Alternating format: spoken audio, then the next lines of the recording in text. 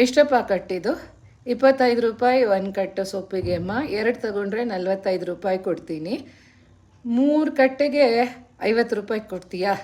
This is a very common scene. We see people bargaining with vendors who sell fruits, vegetables, or flowers on the streets, or when they come to your doorstep bringing their produce. But do we ever bargain when we go to Reliance Fresh or to any other supermarket?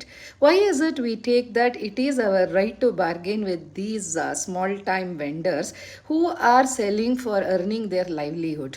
Please, I request all of you never to bargain with these kind of people.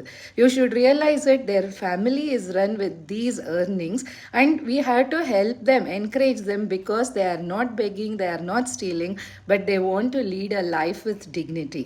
Hence, I request all of you to buy without bargaining.